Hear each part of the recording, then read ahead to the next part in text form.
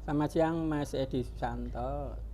Selamat siang, Pak Langgeng. Kami dari tim media, dari Perdikan, dari Bengawan News, dari Portalika, dari Loko Aorta, dan lain sebagainya. Benar-benar hari ini pengen menemui Mas Edi secara khusus. Kami bangga putra daerah Solo Raya punya usaha yang begitu besar yang sekarang sudah menjadi branding kebanggaan masyarakat Karanganyar dan Jawa Tengah. Kami pengen tahu sejarah Mas Edi, bagaimana merintis usaha ini dari yang kecil, menengah, terus sekarang menjadi kebanggaan masyarakat. Mungkin Mas Edi bisa mengawali cerita ini dari pengalaman-pengalaman masa lalu Mas Edi. Monggo Mas. Nggih, Pak Langgeng, matur suwun. Jadi usaha kami Gedok Taki ini dengan brand Gedok Taki ini kita ambil dari nama anak saya, Taka dan Genji. Ya. Harapannya nanti menjadi rezekinya anak. Ya. Nah, dulu saya juga pernah menjadi TKI di Jepang di tahun 2002-2006. Makanya kita beri nama anaknya Taka dan Genji. Kembali lagi ke merintis usaha. Ini kita awali di tahun pertengahan 2016. Iya. Awal-awal kita merintis pasti ada halangan. Iya. Pasti ada rintangan. Dan rintangan dan halangan itu terkadang juga datang dari orang terdekat kita. Dari teman kita, dari tetangga kita. Jualan seperti itu apa laku? Jualan seperti itu apa enak? Iya. Nah, mereka itu ya ada saja yang istilahnya ngendon-ngendoni gitu supaya nanti kita tidak bisa sukses. Nah, justru dengan adanya omongan-omongan seperti itu menjadi motivasi atau cambuk kita bahwasanya kita pasti bisa. Kita awal-awal gedok ini kita titipkan di warung Mbak E yang ada di depan Puskesmas Tawangmangu. Lah mulailah muncul 1-2 orang yang mencicipi. Ternyata enak. Lah mulailah promosi gedok tular waktu itu. Iya. Dari mulut ke mulut. Dengan berjalannya waktu, kebetulan istri pun juga mengajar di SMA swasta yang ada di Karanganyar, membawa tester atau testimoni produk kami. Nah, pelahan akhirnya kegiatan sekolahan itu pakai produk dari kami. Alhamdulillah sampai sekarang. Dengan berjalannya waktu, kurang lebih 7 tahun ini kita mulai merambah ke digitalisasi. Kenapa kok gedok gitu loh? Gedok itu karena kita merintis awal-awal itu karena kita merintis itu keprihatinan sebenarnya. Dari Tawangmangu itu singkong itu merimpah ruah, murah sekali. Dan bahkan waktu itu hanya untuk pakan ternak sapi. Tapi alhamdulillah kita buktikan ketelatenan, ketekunan. Beberapa menteri sekarang juga sudah mencicipi produk kami. Dan itu prosesnya memang cukup panjang gitu, Pak.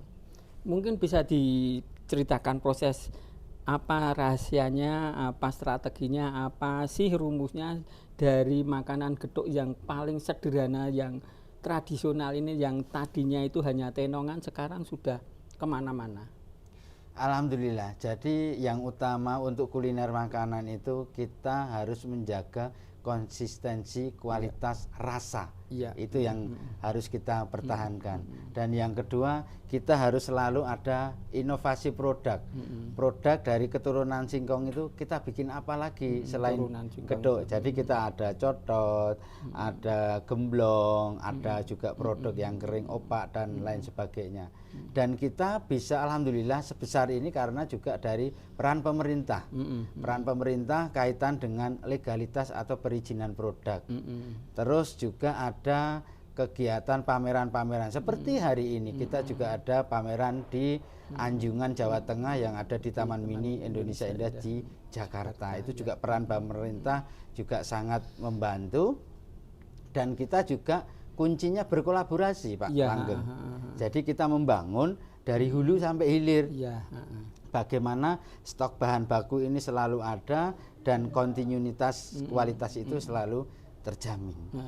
Terus berapa sekarang, berapa banyak, berapa kilo produksi singkong yang jenengan produksi ini, dan dari mana saja produsennya dan Dari petani mana saja yang? Kalau untuk saat ini kita memproduksi bahan baku singkong jalak towo itu kurang lebih 5 sampai 6 kuintal dalam satu hari. Sehari ya. Bisa menghasilkan 500 sampai 500 bungkus per harinya. Nah, untuk mendapatkan bahan baku bahwasanya kita juga berkolaborasi dengan kelompok-kelompok tani yang ada di 3 kecamatan, di Jatioso, Tawangmangu dan Ngargoyoso. Jadi kami tanpa kelompok-kelompok tani juga tidak bisa sebesar ini. Makanya kami harus bisa berkolaborasi dan bersinergi. Model sinergi dan kolaborasinya bersama petani gimana, Mas? Jadi kita memberikan jaminan harga dan kita juga ada MOU, Pak. Bahwasanya kalau petani panen kita memberikan jaminan harga sekian sampai sekian. Artinya mereka pun juga ada kepastian, tidak seperti 3-4 tahun yang lalu.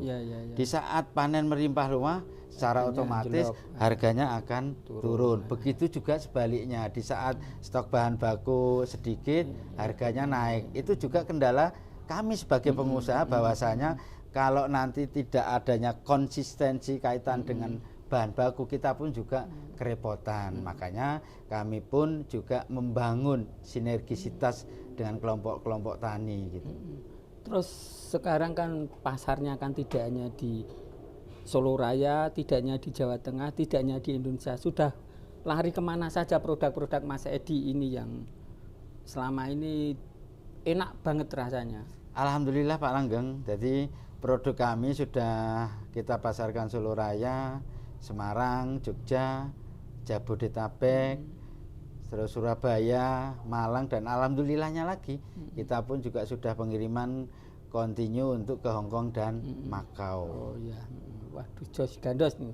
Terus gini Mas, produk-produk semacam ini sejenis ini kan juga ada ya, sudah banyak ya, tidak hanya jauh-jauh. Terus resepnya apa sehingga jenengan bisa kompetitif produk ini dan terus melaju? Harus ada inovasi produk. Contohnya gitu. Mas? Contohnya, jadi dulu itu hanya kukus, terus kita bikin yang frozen, yang notabene bisa dikirim ke luar kota. Kita juga ini Pak Langgeng, ini ada yang gedok bakar ini. Ini ya? Ya, gedok bakar ini biasanya ini mereka gedok bakar ya? Gedok bakar itu ya.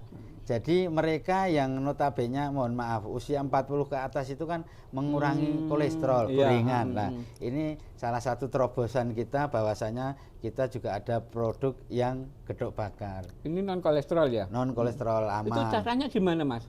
Jadi kita bikin gedok, terus akhirnya kita dikasih daun ini, terus nanti kita panggang atau kita bakar. Gitu. Itu untuk menghilangkan kolesterolnya ya? Betul, jadi tidak digoreng. Memang beberapa produk juga digoreng. Lah ini juga ada utri atau lemet ini kan juga dikukus itu. Oh, jadi produk jadul ini masih kita angkat juga. Ini kelihatannya produk terakhir ya, produk baru ya, utri ini ya. Harus ada inovasi terus Pak Langgeng. Jadi ada terobosan-terobosan supaya customer atau pelanggan kita juga tidak jenuh gitu. Oh ya. Terus ke depan dengan usaha yang sudah makin berkembang ini, apa sih cita-cita Mas Edi dengan gedok taki yang dikelola ini Mas?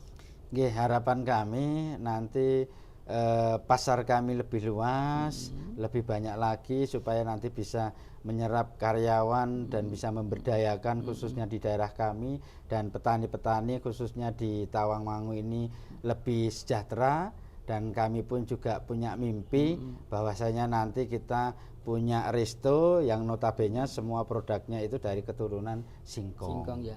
Dan belakangan Mas Edi kerap diminta berbagai dinas, berbagai lembaga untuk menularkan ilmunya, untuk berbagi. Apa saja yang dibagikan pada teman-teman itu Mas?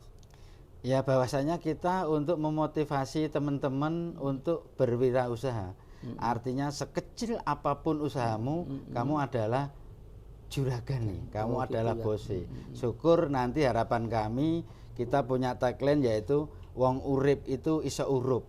Artinya bisa bermanfaat untuk orang lain. Mohon maaf, bukannya kami merendahkan kerja yang karyawan pabrikan. Artinya kalau kita sebagai karyawan saja kita susah untuk berkembang, tapi sekecil apapun usahamu, kamu dodolan cilok, insya Allah waktu, tenaga, pikiran panjenengan nanti terus berputar untuk berpikir untuk lebih baik, untuk lebih maju lagi. Syukur bisa menciptakan lapangan pekerjaan di daerah kita tinggal. Gitu. Jos gandos. Itu Mas Bambang, terima kasih bincang-bincang dengan Mas Edi Tage. Semoga apa yang disampaikan Mas Edi tadi bisa menginspirasi masyarakat. Terakhir Mas Edi, semalam kemarin tepatnya hari Jumat panjenengan mendapatkan penghargaan dari pemerintah provinsi maupun dari Lempar ini yang sebuah lembaga yang memberikan penghargaan khusus bagi mereka-mereka yang punya inovasi, yang punya dedikasi dan berhasil di bidangnya. Bagaimana perasaan Anda dengan penghargaan yang didapat ini?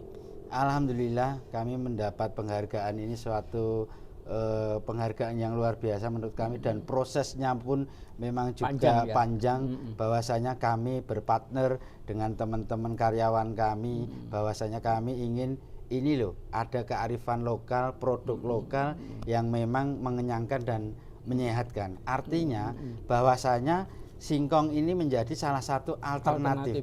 Tidak istilahnya hanya beras atau nasi, tapi ini loh ada singkong yang bisa kita inovasikan beberapa produk dan itu menyehatkan dan mengenyangkan.